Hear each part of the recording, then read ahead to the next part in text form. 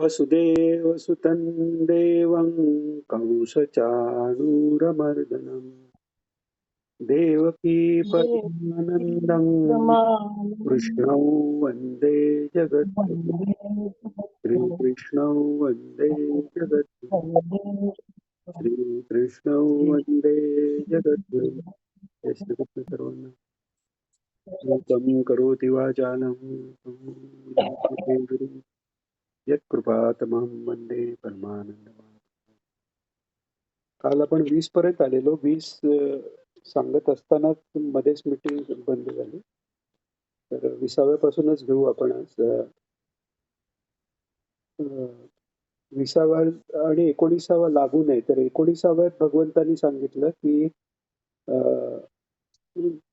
हा ब्रह्मदेवाचा जेव्हा दिवस असतो तेव्हा हे सगळ्या सृष्टीचं सृजन होतं आणि ब्रह्मदेव जेव्हा निद्रिस्त होतात तेव्हा त्यांचा मन काम करायचं थांबलंय त्यामुळे ते सगळा सृष्टीचा व्यवहार थांबून सगळी सृष्टी अव्यक्तात जाते सूक्ष्म रूपात सगळे जीव त्यांच्या कारणदेहात म्हणजे अज्ञानात विलीन होऊन सुप्तावस्थेत ते राहतात आणि पुन्हा जेव्हा ब्रह्मदेव जागे होतात तेव्हा पुन्हा सृष्टी निर्माण होते आणि ते जीव व्यक्तावस्थेत येतात आणि म्हणून 20व्या श्लोकात भगवंतांनी हे सांगितलं की हे जे अव्यक्त जे आहे की अव्यक्त परमात्मा आणि अव्यक्त जीव ह्याच्यात फरक आहे त्यामुळे प्रलयाच्या अवस्थेतही जे अव्यक्त रूपाने आहे त्याच्यात परमात्माही आहे आणि जीव आहे त्यामुळे शुद्ध जे परमात्मा स्वरूप आहे ते त्या अव्यक्तापेक्षाही पलीकडचं पर असं आहे आणि त्यामुळे महाप्रलय जेव्हा ब्रह्मदेवांचाही आयुष्य संपतं तेव्हा महाप्रलय तेव्हा जीव कोणतेही शिल्लक नाहीत तर त्यावेळीही ते म्हणजे अव्यक्तातले जे सूक्ष्म देह जे सुप्तावस्थेत तेही संपले पण तरीही जे तिथे शिल्लक आहे ते तो मी आहे असं भगवान आता 21त सांगतायत तिकडे जे राहणारं जे अव्यक्त सनातन जे रूप आहे तेच मी आहे हे भगवान आता 20व्यात सांगतायत आणि 21व्यात सांगणार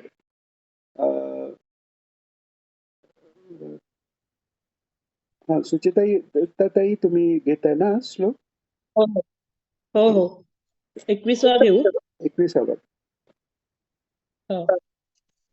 अव्यक्तोऽक्षर इत्युक्तस्तमाहुः परमां गतिं यं प्राप्य न निवर्तन्ते तद्धाम परमं मम. आता त्याला अव्यक्त आणि अक्षरही म्हटलेलं आहे आता नुसतं अव्यक्त म्हटलं तर त्यावेळी म्हणजे जो ब्रह्मदेवाचा निद्रेमुळे झालेला प्रलय आहे तर त्या प्रलयाच्या वेळी सगळे जीव सुप्तावस्थेत अव्यक्त स्थितीत तेही आहेत पण ते अक्षर नाहीत कारण त्यांचा ब्रह्मदेव जेव्हा आयुष्य संपेल तेव्हा हे सगळे जीव तेव्हा मुक्त होणार आहेत म्हणजे त्यांची जी मन ती सुप्तावस्थेत असलेली किंवा ते जे जीवात्मे सुप्तावस्थेत असलेले हे अक्षर नाहीयेत तर हा जो अव्यक्त आपण म्हणतोय म्हणजे भगवान सांगतायत की या बाकी अव्यक्तापेक्षाही पर असलेला जो सनातन अव्यक्त आहे तो जो मी आहे तो अव्यक्तही आहे आणि अक्षरही आहे आणि म्हणूनच त्याला नावच अव्यक्त आणि अक्षर ही त्यांचं विशेषणच त्यांची नामरूप आहेत म्हणून त्यांना अक्षर असं हे म्हटलेलं आहे आणि असं म्हटलेलं आहे कुठे तर ते वेदात वेद म्हणजे परमात्म्याचीच जी ज्ञान परमात्मा ज्ञानरूपाने जो आहे तोच वेद आहे आणि तो ऋषी सगळे त्यांचे द्रष्टे आहेत ब्रह्मदेव त्याचे द्रष्टे आहेत तर त्या वेदात हे अक्षर नावाने जे सांगितलेलं आहे की परमाम गती म्हणजे जिथे गेल्यावर परमगती म्हणजे जिथे गेल्यावर जाण्याचं गंतव्य ठिकाण शेवटचं आहे असं ते आहे आणि ते प्राप्त झाल्यावर यद्गत्वान निवर्तन्ते असं ते स्थान आहे म्हणजे तद्धामम परमम मम हे 15व्या अध्यायातही भगवान सांगणार आहे की यद्गत्वा न निवर्तन्ते तद्धामम परमम मम म्हणजे तिथे जाणं येणं सगळं संपलं तिकडे परमात्मा रूप जेव्हा त्या परमात्म्यापर्यंत पोचला म्हणजे तो वेगळा शिल्लक राहतच नाही तो परमात्मा स्वरूप जातो म्हणून तिथून परत येणं नाही म्हणजे पुन्हा जन्म नाही पुन्हा कोणताही जन्म त्याला घ्यावा लागत नाही. 22वा श्लोक. हम्म. पुरुषस्य परपार्थ भक्त्या लभ्यस्त्वनन्यया यस्यान्तःस्थानि भूतानि येन सर्वमिदं ततम्. आता भगवान सांगतायत की जो असा जो पुरुष आहे, यस्यांतस्थानी भूतानी म्हणजे त्याच्या अंतस्थानी म्हणजे त्याच्या आत सगळ्या भूतांचा समावेश आहे. असा जो पुरुष आहे आणि तो या सर्व जगात व्यापूनही आहे, असा जो पुरुष आहे. म्हणजे हे समस्त जग त्यानेच परिपूर्ण आहे किंवा तोच त्याच्यावरच हे अधिष्ठित आहे. तो सनातन अव्यक्त पुरुष हा कशाने मिळतो? तर पुरुषस्य परापार्थ भक्त्या लभ्यस्त्वनन्यया म्हणजे भक्ती अनन्य अशा भक्तीनेच तो मिळतो. इथे क्लिअर कट भगवान सांगतायत की अनन्य भक्तीनेच तो मिळतो. ज्ञानाने मिळतो जेव्हा म्हणतात तेव्हा ते ज्ञान परमेश्वराच्या सच्चिदानंद रूपा बद्दल लागलेला ध्यास ही ती ज्ञानभक्तीच आहे. ती शांत रसाची भक्तीच आहे. तर त्यामुळे भक्तीत या सगळ्या योगांचा अंतर्भाव आहे. हे या श्लोकानेही भगवान पुन्हा जाणवून देतात की हा फक्त भक्तीनेच मिळू शकतो. त्यामुळे जे काही लोक म्हणतात की ज्ञान वेगळं भक्ती वेगळं, तर त्यांच्यासाठी ज्ञानमार्ग जो आहे तोही भक्ती मार्गापेक्षा वेगळा नाहीये. किंबहुना ज्ञानाभ्यास झाल्याशिवाय खरी भक्ती निर्माणच होऊ शकत नाही. आपण गोपींची जी केवल भक्ती म्हणतो ती केवल भक्ती त्यांनी ज्ञान कर्म सगळ्याच्या पुढची भक्ती त्यांची का आहे? कारण जसं 18व्या अध्यायात भगवान सांगणार आहे सर्व धर्मान् परित्यज्य मामेकम शरणं व्रज, त्या अवस्थेपर्यंत त्या गेल्यात. त्या केव्हा गेल्यात? ते ज्ञानप्राप्ती नंतरची त्यांची ती अवस्था आहे. म्हणजे ज्ञान हे अज्ञानाला घेऊन बाजूला राहतं तेव्हा शुद्ध परब्रह्म तत्व प्रकट होतं. अशा अवस्थेत त्या आनंदाची आनंद रूप झाल्यावर जसं म्हणतात ना रामकृष्ण परमहंस कायम म्हणायचं की साखर बनवून साखर खाता येत नाही. तर त्यामुळे केवळ त्या भक्तिरसाचा त्या आनंदाचा आस्वादन घेण्यापुरत्या त्या वेगळ्या आहेत श्रीकृष्ण स्वरूपापेक्षा. त्यामुळे त्यांची ती केवल भक्ती आहे. तर म्हणूनच भक्तीला पाचवा पुरुषार्थ म्हटलाय जो चौथा साध्य झाल्याशिवाय होतच नाही. आणि चौथा पुरुषार्थ जो मुक्ती तो साधण्यासाठी ज्ञान ही पायरी आवश्यक आहे. तुम्ही सेवेने करा, सेवा भरपूर केली तरी गुरूंची कृपा होऊन ज्ञान होणारे, भक्तीने ज्ञान होणारे, नामस्मरणाने ज्ञान होणारे. ज्ञान होणं म्हणजेच मुक्ती आहे. तर त्या मुक्तीच्या पलीकडे पराभक्ती जी आहे ती केवळ आणि केवळ तुम्ही भक्ती मार्गानेच मिळू शकते.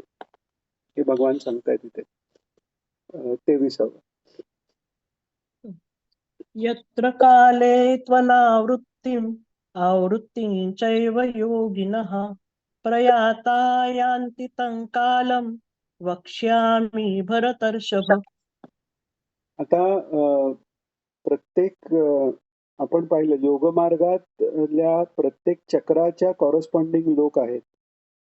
तसं जे फिजिकल जे काही सिग्निफिकन्स आहेत तर हे एक आपण हल्ली इंग्लिश ह्याच्यात किंवा मॉडर्न ह्याच्यात म्हणतात पोर्टल आहे दुसऱ्या युनिव्हर्स मध्ये जायची. म्हणजे ती एक अशी व्यवस्था आहे की त्या व्यवस्थेत या भौतिक गोष्टींनाही वापरून आपण भौतिकाच्या पलीकडे जाऊ शकतो. जसं अष्टांग योग हा शरीर आणि मनाच्या माध्यमातून, शरीर आणि मन हे मायेतले असले तरी त्यांचा वापर करून शरीर मन स्थिर करून त्या आत्म स्वरूपाच्या जवळ तो जाऊ शकतो आणि गुरुकृपेने तो पुढे जातो. ह्याला उदाहरण देतात जसं काट्याने काटा काढता येतो तसंच ज्ञानाने ज्ञानाभ्यास हाही अभ्यास करताना बुद्धीचाच वापर आपण करतोय. म्हणजे विद्यामायेचाच वापर करून आपण अविद्यामायेला दूर करून मग ती विद्यामाया अविद्यामायेला घेऊन दूर होणार आहे. तर तसा त्या प्रकारे जोपर्यंत ह्या मायेच्या राज्यात आहेत तोपर्यंत हे काल, त्यांची ठराविक वेळ, या सगळ्यांच्या योगे आपण कोणती गती प्राप्त होते हे ठरत असतं.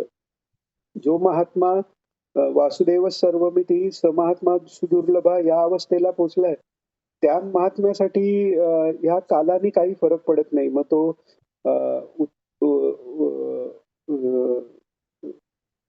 ह्याला उत्तरायण आहे, दक्षिणायन आहे, दिवस आहे, रात्री आहे, शुभ काल आहे, अशुभ काल आहे. हा त्या महात्म्यासाठी काही फरक पडत नाही. पण तिथपर्यंत जो पोचायचा आहे, त्याच्यासाठी या कालाचा खूप उपयोग आहे. म्हणजे जसं आसन ठराविक आसनांनी बसायला, ठराविक उपासना करणं किंवा नामस्मरण सतत करणं हे तिथपर्यंत पोहोचेपर्यंत आवश्यक आहे. तसे हे मार्गही कोणत्या काली मृत्यू आल्यावर काय होतं हे तोपर्यंत याची सिग्निफिकन्स, याची महत्व तोपर्यंत आहे. तर ते आता भगवान पुढे सांगणार आहेत. तर आपण 23वा वाचला ना ताई आपण? हो हो हो. तर आता भगवान तेच सांगतायत की यत्र काले त्वनावृत्तीम आवृत्तींचैव योगिना, म्हणजे ज्या काळी शरीराचा नाश झाल्यावर पुनरावृत्ती होत नाही आणि ज्या काळी झाल्यावर होते ते काळ मी तुम्हाला सांगतो. आता याच्याबरोबर हेही आपल्याला लक्षात घेतलं पाहिजे की ज्याची ज्याची जशी योग्यता असेल तर त्याला त्या त्या काळी, म्हणजे जो, जसं म्हटलं की जो पूर्णात्मा झालेला आहे ऑलरेडी, त्याला सहजावस्था जी मुक्तीच्या पुढची अवस्था ऑलरेडी मिळाली, त्याच्या दृष्टीने या कालाचा संबंध नाही. पण त्याच्या आधीचा जो आहे त्याची जर तयारी पूर्ण व्यवस्थित झाली असेल तर तो मग उत्तरायणात त्याला मृत्यू येईल, किंवा तो आपला प्राण तोपर्यंत थांबवून, जसं भीष्माचार्यांचं उदाहरण आहे, त्यांनी उत्तरायण येईपर्यंत ते थांबले आणि मग उत्तरायण सुरू झाल्यावर त्यांनी प्राण विलीन केला. त्यांना तर सूर्यमार्गाने जायची गरजही नसतानाही त्यांनी शास्त्राला मान देण्यासाठी उत्तरायणापर्यंत थांबले. तसंच आधुनिक काळात 1974 साली श्री गुळवणी महाराजांनी ही असा वेळ पाहून, उत्तरायण कधी सुरू होतंय ते पाहून त्यांनी योगमार्गाने आपल्या आत्मा अनंतात विलीन केलेला आहे. तर तेच आता आता भगवान सांगणार आहे की या श्लोकात हे म्हणालेत ते की कोणत्या काळी शरीराचा त्याग केला तर मुक्ती प्राप्त होते आणि कोणत्या काळी केला तर परत यावं लागतं, हे प्रकार मी सांगतो. 24वा श्लोक. अग्निर्ज्योतिरः शुक्लषण्मासा उत्तरायणम् तत्र प्रयाता गच्छन्ति ब्रह्म ब्रह्मविदो जनाः. हा. आता आता हे सांगितलंय की दोन प्रकारचे मार्ग आहेत आणि प्रत्येक कालाचे अभिमानी अशा देवता आहेत. म्हणजे आपण युग म्हणतो, सत्ययुग, त्रेतायुग, द्वापारयुग, कलियुग. तर सत्य नावाची एक अभिमानी देवता आहे. त्रेता, द्वापार आणि कलियुगाचा कली हा एक अभिमानी जीव सांगितलेला आहे. तसंच युगाबरोबर प्रत्येक संवत्सराची देवता आहे, महिन्याची देवता आहे, नक्षत्रांचे देव आहेत, मुहूर्तांचे आहेत. तसेच शुक्ल पक्ष, कृष्ण पक्षाचेही अभिमानी देव आहेत. उत्तरायण आणि दक्षिणायच्या अभिमानीही देवता आहेत. या अभिमानी म्हणजे जसं आपण, आपल्याला देहाभिमानी आहे म्हणजे हा देह मी मानतो, तसा तो शुक्ल पक्ष म्हणजे मी आहे, तर उत्तरायण म्हणजे मी आहे. आत्ता हा सध्या चाललेला काल मी आहे म्हणणारा असा तो कली आहे. असे त्याचा त्याचा अभिमान. आता पृथ्वीची अभिमानी देवता ही पृथ्वी म्हणून सांगितलेले. सूर्य ह्या गोलकाचा अभिमानी, तो मी असं ज्या देवाला वाटतं तो सूर्यदेव आहे. तसे या कालाचे अभिमानी देवता आहेत. तर शुक्ल पक्षाचेही अभिमानी एक देवता आहे. उत्तरायणाचे जे 6 महिने आहेत, जे उत्तरायण संक्रांतीला सुरू होतं, सूर्य मकर राशीत गेल्यावर आणि कर्क राशीत गेल्यावर ते संपतं. तर ते जे 6 महिने आहेत, म्हणजे साधारण 14 किंवा लीप इयरमध्ये 15 जानेवारी आपण म्हणतो, तिथपासून 6 महिने हे उत्तरायण झाले. शुक्ल पक्ष म्हणजे चंद्राच्या वाढत्या कलेप्रमाणे अमावास्येनंतरचं प्रतिपदा ते पौर्णिमा हा शुक्ल पक्ष झाला आणि नंतर पौर्णिमापासून अमावास्येपर्यंत जे कमी होणाऱ्या कलांचा आहे तो कृष्ण पक्ष झाला. तर त्या मार्गावर म्हणजे शुक्ल पक्षात जर प्राण गेला तर काय, कृष्ण पक्षात गेला तर काय, दक्षिणात गेला तर काय, उत्तरायणात गेला तर काय. तर अशा वेगवेगळ्या वेळी जर जे ब्रह्मवेत्ते म्हणजे त्यांची पूर्ण तयारी झालेली आहे, अहम ब्रह्मास्मी पर्यंत पोहोचलेले आहेत, ज्ञानाच्या 5व्या भूमिकेपर्यंत पोहोचलेले आहेत ऑलरेडी.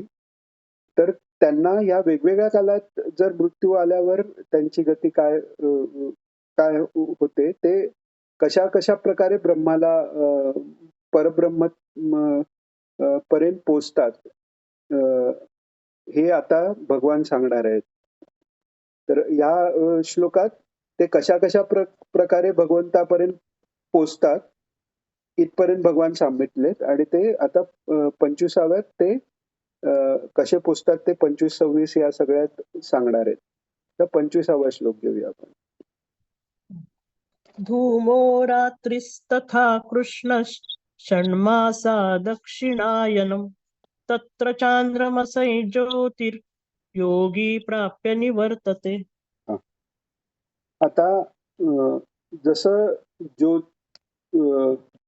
म्हणजे एखादी ज्योती आहे तर एखादी अग्नी आहे तर त्याच्याबरोबर धूमही आहे, तसा दिवस आहे त्याच्याबरोबर रात्रही आहे.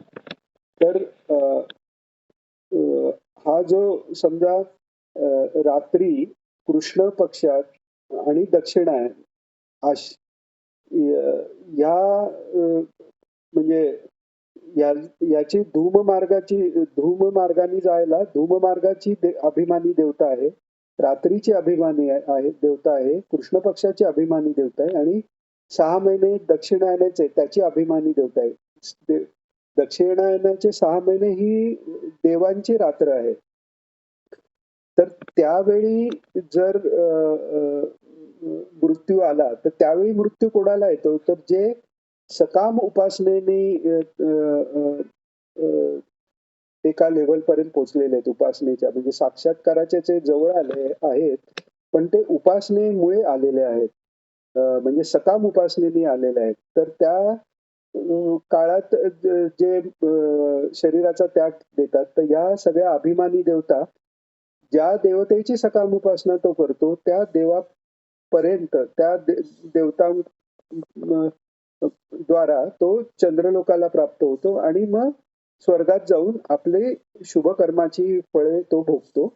आणि पुढे भगवान म्हणजे भगवंतांनी गीतेत ऑलरेडी सांगितले त्याप्रमाणे शिणे पुण्ये मर्त्यलोकम विशंती, म्हणजे तो पुण्याचा भाग संपल्यावर तो पुन्हा मग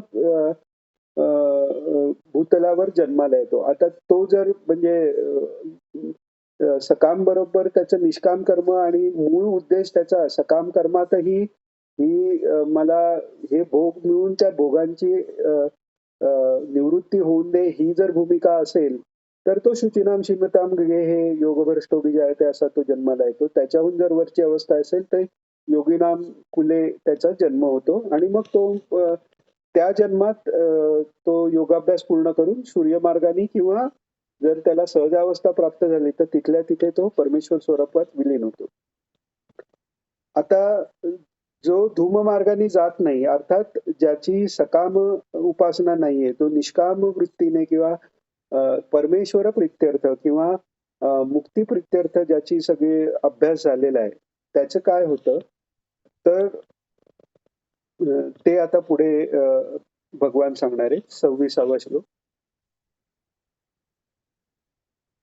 घेतला का शुक्ल कृष्णे गती हेते जगतः शाश्वते मते एकया यात्यनावृत्तिम अन्यया वर्तते पुनः. आता हे पुन्हा भगवान सांगतायत की शुक्ल मार्ग आणि कृष्ण मार्ग म्हणजे शुक्ल मार्गाला देवयान मार्ग म्हटलंय आणि कृष्ण मार्गाला पितृयान मार्ग म्हटलंय. कारण दक्षिणायनात मात्र जर मृत्यू झाला तर असा जो योगी आहे किंवा असा जो सकाम उपासक आहे, तो आधी पितृलोकात जातो. तिथले आणि मग नंतर तो पितृलोकाच्या मार्गाने अजून पुण्य असेल तर तो स्वर्गात जातो आणि क्षीण पुण्य झाल्यावर पुन्हा परत येतो. आणि देवयान मार्ग आहे तिथे त्याला परत यायला लागत नाही. तर या श्लोकात 26व्या श्लोकात भगवान सांगतायत, कारण या जगात अ, अ, गतीचे 2 मार्ग आहेत. एक शुक्ल आणि कृष्ण, म्हणजे एक देवयान आणि पितृयान मार्ग हे मानले गेले आहेत आणि ते सनातन आहेत. म्हणजे ह्याच ब्रह्मांडात नाही, त्याच्या आधीही कायम सगळे, कारण आपण मागे बघितलं ब्रह्मदेवानी सृष्टी निर्माण करताना यथापूर्वम अकल्पयत, म्हणजे वेदांचं ज्ञान घेऊन वेदांनी सांगितल्याप्रमाणे त्यांनी सृष्टी उत्पन्न केलेली आहे. त्यामुळे पूर्वीपासून हे पुराणी असे सनातन असे हे 2 मार्ग आहेत ऊर्ध्वगतीचे. तर देवयान मार्गाने जो गेलेला आहे तो काही परत येत नाही आणि पितृयान मार्गाने गेलेला परत येतो आणि जन्ममृत्यूला तो म्हणजे त्या चक्रात तो पुन्हा येतो. अर्थात त्याची साधना जर खूप असेल चांगली तर तो शुचिराम श्रीमताम हे जन्म झाल्यामुळे तिकडे पुन्हा त्याचा अभ्यास चालू ठेवून मग पुढे देवयान मार्गाने किंवा सहजावस्था तर त्याला आधीच प्राप्त झाली तर तिथल्या तिथे त्याला मुक्ती प्राप्त होते. देवयान मार्गाने पितृयान मार्गाने चंद्रलोकाद्वारे तो स्वर्गलोकात जातो.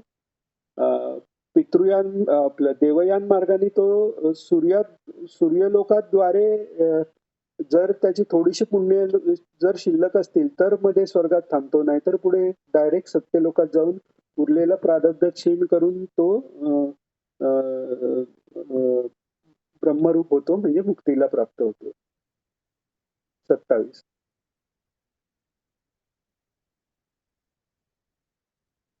नैते श्रुति पार्थ जानन् योगी मुह्यति कश्चन तस्मात् सर्वेषु कालेषु योगयुक्तो भवार्जुन. आता या दोन्ही मार्गांना तत्वतः जो जाणतो मग त्याला तो योगी कुठे मोह पावत नाही. म्हणजे यात आता यात खूप एक गहन अर्थ दडलेला आहे. आता वरकरणी काय वाटतं की ठीक आहे, कळलं की दक्षिणायत मृत्यू यायला नको, उत्तरायणातच यायला पाहिजे, दिवसा यायला पाहिजे, शुक्ल पक्षात यायला पाहिजे. पण त्यावेळी यायला पाहिजे, पण तो घडवून ज्याला आणायचा आहे त्यालाच हे मार्ग कळले असं म्हणायला लागलं. कारण मार्ग हे कळले आणि ह्यानी आपल्याला जे आपल्याला पाहिजे ते मिळणार हे खरोखर जर ज्याला कळतं तर तो त्याप्रमाणे अभ्यास करून तेवढा त्याची विलपॉवर अशी तयार होते की तेव्हाच मृत्यू केव्हा घेणार हे पण त्यांचं ते ठरवू शकतात. जसं भीष्माचार्यांचं किंवा गुळवणी महाराजांचं उदाहरण दिलं. गुळवणी महाराजांचे गुरु वासुदेवानंद सरस्वती टेंबे स्वामी महाराज, ज्यांनी दत्त संप्रदाय चा भारतभर प्रचार केला. दत्त मंत्रही त्यांनी, त्यांचे द्रष्टेही तेच आहेत, दिगंबरा श्रीपाद वल्लभ दिगंबरा याचे. तर त्यांनीही त्यांचे अशी गोष्ट सांगतात की एकदा प्रवासात असताना त्यांच्या पत्नीचा मृत्यू झालेला आहे आणि मृत्यू झाल्यावर त्यांनी पत्नीचे 10 दिवस व्हायच्या आतच त्यांना घ्यायला यमदूत आलेले त्यांना दिसले. तर त्यांनी त्यांना सांगितलं की मी असा अशौचात मी काही येणार नाही, मला संन्यास घ्यायचा आहे, संन्यास घेतल्याशिवाय मी येणारच नाही हे शरीर सोडून. आणि त्या यमदूतांना परत जावं लागलेलं आहे आणि मग नंतर त्यांनी संन्यास घेऊन मग कित्येक वर्ष त्यांनी कार्य करून मग त्यांना जसं पाहिजे तसं त्यांच्या देहविसर्जनाचे, जसं भीष्माचार्यांची दिव्य त्यांची मृत्यू म्हणण्यापेक्षा मुक्ती जशी झालेली आहे तसं हेच वासुदेवानंद टेंबेस्वामी महाराजांचं सांगतात की त्यांनी वेळ ठरवून त्यावेळी ते पहिल्यांदा आसन घालून बसले पूर्वेकडे तोंड करून, कारण शास्त्रात सांगितलेलं आहे की पूर्वेकडे तोंड करून बसावं. शुक्ल पक्ष आहे, उत्तरायण आहे, हे सगळं पाहून ते बसले आणि ज्ञानापेक्षाही भक्ती कशी श्रेष्ठ हे दाखवण्याकरता त्यांच्या लक्षात आलं की देवाकडे पाठ होते. पूर्वेकडे नदीकडे तोंड करून बघितल्यावर गरुडेश्वरला देवाकडे पाठ झाले. मग ते देवाकडे तोंड करून बसतात आणि योग मार्गाने ते अ, अ, वर प्राण नेऊन त्याचं विसर्जन केले वगैरे काहीच संबंध नाही. जसं भीष्माचार्यांचं आहे, तिथल्या तिथे ते परमात्म रूप झालेले आहेत. असे ते त्यांनी पूर्णत्वाला ते गेलेले आहेत. त्यांना दत्ताचे अंशावतारच म्हणतात. तर म्हणून जाणणं म्हणजे तत्वतः हे तत्वतः जाणणं जे आहे ते तत्व जाणून त्याप्रमाणे म्हणजे शरीराचा अंत कसा करायचा याच्यावरही त्यांचा जेव्हा कंट्रोल येतो तो केव्हा येतो की जेव्हा मन इंद्रियासहित सगळ्यांना त्यांनी मित्र बनवलेलं आहे. म्हणजेच काय, इंद्रियासहित मनावर बुद्धीवर हा पूर्ण संयम त्यांचा झालेला आहे. त्यांना विषयांच्या मागे धावायला लागत नाहीये. त्यांना कोणत्या गोष्टींच्या मागे त्यांची आसक्ती राहिलेली नाहीये. पूर्ण इंद्रिय त्यांच्या वश आहेत. टेंबे स्वामी महाराजांचं तर हे सांगतात की दत्तप्रभूंचीही त्यांचं बोलणं व्हायचं. दत्तप्रभू त्यांच्याकडे हट्ट करायचे, एवढी त्या महात्म्याची योग्यता आहे. तर असे जे महात्मे आहेत ते त्यांनाच हे तत्वता कळलं असं म्हणता येतं. म्हणून जे ज्ञानी आहेत ते इथे मोह न पावता योग्य काले युक्त होऊन ते परमात्म्याला प्राप्त होतात. आपण कोणता 27 घेतला की 26 घेतला? 27 घेतला. हा. तर त्यामुळे हे जे योगी आहेत आता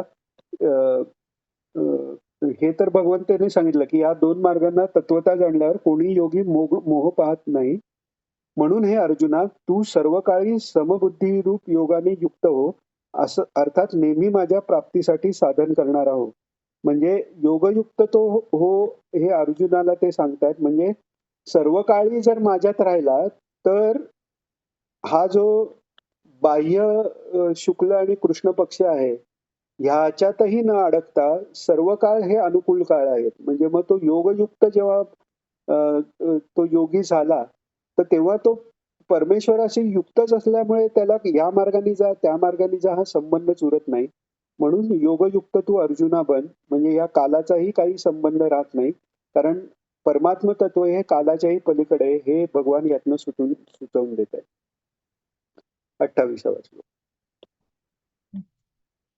वेदेषु यज्ञेषु तपस्सु चैव दानेषु यत् पुण्यफलं प्रदिष्टम् अत्येति तत्सर्वमिदं विदित्वा योगी परं स्थानमुपैति चाद्यम्. पुन्हाच हे सांगतात हे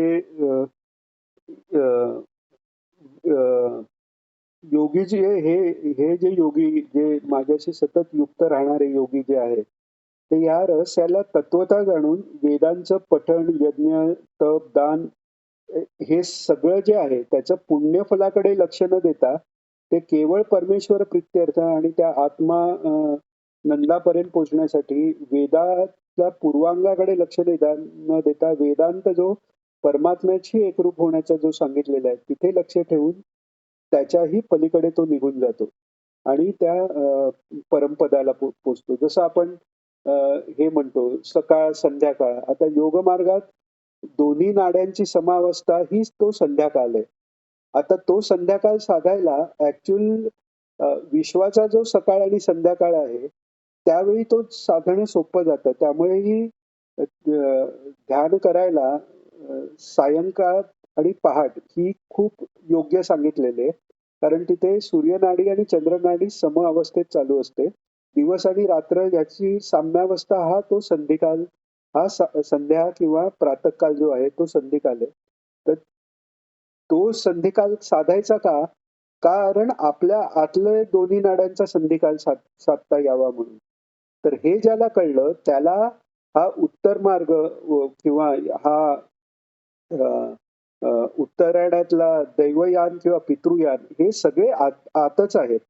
हे ज्याला कळलं तो योगी त्या परमेश्वराशी युक्त होऊन जेव्हा पाहिजे तेव्हा त्याचा तो देवयान मार्गच आहे किंवा त्याच्याही पुढे तो जाऊन तिथल्या तिथे तो परमेश्वराशी युक्त असल्यामुळे परमेश्वर रूप मग ते शरीर पडलं कसं याचाही काही संबंध राहत नाही. त्याच्यावर काही क्रिया झाल्या नाही झाल्या याचाही काही संबंध राहत नाही. जसं वृषभदेवांचं सांगतात की चालता चालता त्या डोंगरावर चाललेलं आहे, जंगल आहे, वणवा पेटलेला आहे. हे चालतायत, शरीर जळतंय तरी हे चालतायत आणि ते शरीर जळून गेलेलं आहे. मग आत्म्याचं काय झालं? तर तो आत्मा वेगळा राहिलेलाच नाही त्यांचा. पूर्ण परब्रह्माशी ते आधीच एकरूप आहेत. त्यामुळे त्यांना हा देवयान मार्ग वगैरे हे हा बाह्य जो काय म्हणतात त्याला बहिरंगी जो ह्याचा भाग आहे त्याच्याशी त्याचा संबंध राहिला नाही. कारण त्याचं तत्व त्यांनी जाणलेलं आहे. इथे जाणणं म्हणजे नुसतं कळणं असं नाही. जाणणं याचा अनुभवाला येणं. तत्व जाणलेलं आहे म्हणजे आत्मानंदाचा अनुभव ज्यांना झालाय त्यांच्यासाठी ह्या काही गोष्टींचा म्हणजे ह्या सगळ्या सापेक्ष आहेत. जोपर्यंत या सापेक्षतेत आपण अडकलोय तोपर्यंत ह्या गोष्टींना महत्व आहे. जो योगी ऑलरेडी युक्त आहे, योगयुक्त जो झालेला आहे तो तर याच्या पुढेही आधीच निघून गेलेला आहे. म्हणून योगी पुरुषास रहस्याला तत्वता जाणून वेदांचं पठण, यज्ञदान, तप या सगळ्यांचं जे पुण्य आहे त्याच्याही पलीकडे जाऊन त्या सनातन अशा परमपदाला म्हणजे आत्मानंदाला, सच्चिदानंद स्वरूपाला प्राप्त होतो. इथे 8वा अध्याय संपलेला आहे. ओम तत्सदिती श्रीमद्भगवद्गीतासु उपनिषत्सु ब्रह्म विद्यायां योगशास्त्रे श्रीकृष्णार्जुन संवादे अक्षर ब्रह्म योगो नाम अष्टमोऽध्यायः. श्रीकृष्णार्पणमस्तु. आता 8वा अध्याय पूर्ण झालेला आहे. 8व्या अध्यायाबद्दल काही कोणाला शंका किंवा काही विचारायचं आहे का? दादा हेच उत्तरायण दक्षिणायनवरच थोडस होतं हा विचारा ना. की म्हणजे मी असं आहे की उत्तरायण म्हणजे असंही म्हटलंय की ते निष्काम योगासाठी तो ज्याप्रमाणे एकरूपता पावतो परमात्म्याशी हो तर हे कालखंडाविषयी नाहीये उत्तरायण दक्षिणायन. म्हणजे ते आपण शब्दशः अर्थ नको घ्यायला. हा आता तुम्हाला काय वाटतं काही गर्भित अर्थ आहेत का त्याच्यात? कारण काही मोठे मोठे हेच जे सांगितलं संत ना आहेत तुम्हाला. आता गजानन महाराज झाले अजून हो. इवन आपले कोण माऊलींनी समाधी कार्तिक महिन्यात घेतली आहे. हो. ते इतके मोठे लोकांचे दक्षिणायनच झालेले हा, की जे आपला पोस्टपोन करू शकत होते. हो मग तेच तेच तुम्हाला सांगतोय की उत्तरायण दक्षिणायन हे बाह्य विश्वात जसं आहे तसं आपल्या अंतर्गतही ते आहे. तर बाह्य विश्वातलं जर साधलं तर जो अगदी पूर्णावस्थेला पोचला नाहीये तर त्या बाह्य विश्वाच्या त्या अवस्थेचा उपयोग होतो. जसं संध्याकाळी जर साधनेला बसलं, ध्यानाला बसलं तर ते ध्यान लागू शकतं. कारण विश्वाचा जी फेज चाललेली आहे त्याच्याशी आपली फेज आपण एकरूप करतो. जे मागे आपण बघितलं की यज्ञाबद्दल हे ब्रह्मदेवानी दक्षाना वगैरे सांगितलं जे मागे उदाहरण आलं की विश्वाच्या चक्राला आपलं चक्र जर आपण एकरूप केलं तर आपला मुक्तीचा मार्ग सोपा होतो. आणि म्हणून ह्याच्याही हे कुठपर्यंत की जो 5व्या भूमिकेपर्यंत जस्ट पोचतोय त्याला आता म्हणजे देह सोडण्यासाठी त्याला मुक्ती मिळण्यासाठी देह सोडण्याची ज्याला आवश्यकता आहे त्यांच्यासाठी आहे. जे जीवनमुक्त महात्मा आहेत, रामकृष्ण परमहंस आहेत किंवा ज्ञानेश्वर माऊली आहेत, सगळेच संत महात्मे. आता भीष्माचार्यांनी उत्तरायणापर्यंत थांबले किंवा गुळवणी महाराज उत्तरायणपर्यंत थांबले याचा अर्थ ते आधी त्यांनी देह विलीन केला तर त्यांना मुक्ती मिळणार नाही असं नाही. त्यांना यद्यत आचरती जो आपण श्लोक बघितला की लोकांना एक उदाहरण घालून देण्यासाठी म्हणून त्यांनी तसं दाखवलेलं आहे. आणि जे महात्म्यांनी त्या काळाची वाट नाही पाहिली, त्यांनीही लोकांना हे उदाहरण घालून दिलंय, की ज्यांची सहजावस्था आहेत, ते युक्त झालेले आहेत. त्यांचा देहाभिमान राहिलेलाच नाहीये. ज्यांना थोडासा जरी देहाभिमान राहिलेला आहे, त्यांनी तो देह कसा सोडायचा हा संकल्प करणं किंवा त्याप्रमाणे साधना करणं हे आवश्यक आहे. जे विश्वची माझे घर ऐशी जयांची मती स्थिर, तिथे विश्वरूप जे झालेले आहेत, त्यांना त्या देहाचा हा देह माझा आहे हा अभिमानच नाहीये. आणि याच्याही पुढे जाऊन सांगायचं झालं तर ज्ञानेश्वर माऊलींनी त्यांची त्यांची संजीवन समाधी आहे. जिवंत समाधी वेगळी आणि संजीवन समाधी वेगळी. जिवंत समाधी म्हणजे जिवंत म्हणजे देह असतानाच समाधी लावून ठेवली आणि निर्विकल्प समाधीत गेल्यावर काही दिवस तो देह टिकतो आणि तो पंचमहाभूतात विलीन होतो. ज्ञानेश्वर माऊलींची संजीवन समाधी आहे, म्हणजे ते तिकडे बसलेले आहेत. ते काही त्यांनी देह सोडलेला नाही, कारण त्यांचा देह हा पंचमहाभूतांच्या पलीकडचा आहे. ते सच्चिदानंद रूपच त्यांचा देह आहे. वरकरणी आपल्याला तो असा दिसतो. त्यामुळे ज्ञानेश्वर महाराजांनी केवळ आणि केवळ आपल्या सर्वांच्या दयेकरता ते तिकडे आहेत आणि ते तिथे कायम बसलेले आहेत. आणि एकच प्रार्थना, जसे नरनारायण आश्रमात बद्रिकाश्रमात आहेत विश्वाच्या कल्याणाकरता, जे आपण म्हणतो की पापी लोकांचा उद्धार कसा व्हावा, तर त्याकरता हे महात्मे बसलेले आहेत आणि कायम ते तिथे आहेत. आणि त्यांना इथे जाणं तिथे जाणं असं नाही. जसं श्रीकृष्ण भगवानच ज्ञानेश्वर महाराज आहेत, तर त्यामुळे त्यांनी देह तर सोडलेलाच नाही आहे. म्हणजे त्यांच्या बाबतीत देह दक्षिणायनात सोडला किंवा उत्तरायणात सोडला हा प्रश्नच येत नाही. तर ही सगळी जी आतली योगात जी आतून जी स्थिती चालू असते, योगी जो आपण जे म्हणतो की सूर्यमार्गाने म्हणजे मणिपूर चक्राचा भेद हे काय आहे, सूर्यमार्गाचाच प्रकार. सूर्यमार्गाने तो मणिपुराच्या वर गेलेला आहे, कारण मणिपूर चक्र हे सूर्याचं स्थान घेतलेलं आहे. तर तसं जे व्यष्टीत आहेत ते समष्टीत आहेत आणि जे समष्टीत आहेत ते व्यष्टीत आहेत. याचा अर्थ बाहेरच्या गोष्टींना महत्त्व नाही किंवा या मार्गाने जात नाही असा अर्थ नाही. असे जे अर्थ करतात ते स्वतः मोहात पडलेले आहेत. बाहेरच्या मार्गानेही ॲक्च्युली सूर्यमार्गाने तो जातो किंवा ज्याचा युद्धात मृत्यू होतो तो त्या ॲक्च्युली सूर्यमार्गाने ब्रह्मलोकापर्यंत जातोच. आणि जो योगी आहे तोही प्राण हे करून त्या मार्गाने इथून पुढे प्राण तो सूर्यमार्गाने नेऊन तो मुक्तीपर्यंत पोचतोच. आणि त्याच्याही पुढचे जे महात्मे आहेत, जे पराभक्तीपर्यंत पोचलेले आहेत किंवा जे अवतारीच आहेत ज्ञानेश्वर माऊलींसारखे, त्यांना तर येणं जाणं हा संबंधच नाही. ते विश्वरूप परमात्मा रूपच आहेत. आलं का लक्षात ताई? काही अजून शंका असेल तर आपण पुढच्या सेशनच्या सुरुवातीला घेऊया. काही अजून आहे विचारायचं आहे ताई? ठीक आहे, आपण प्रार्थना घेऊ. योगेशं सच्चिदानन्दं वासुदेवं रजप्रियं धर्मसंस्थापकं वीरं कृष्णं वन्दे जगद्गुरुं. श्रीकृष्णं वन्दे जगद्गुरुं. श्रीकृष्णं वन्दे जगद्गुरुं. जय श्रीकृष्ण सर्वांना. उद्या वाटलं तर हा प्रश्न अजून पुढे कंटिन्यू करू, म्हणजे डिटेलमध्ये बोलता येईल. जय श्रीकृष्ण.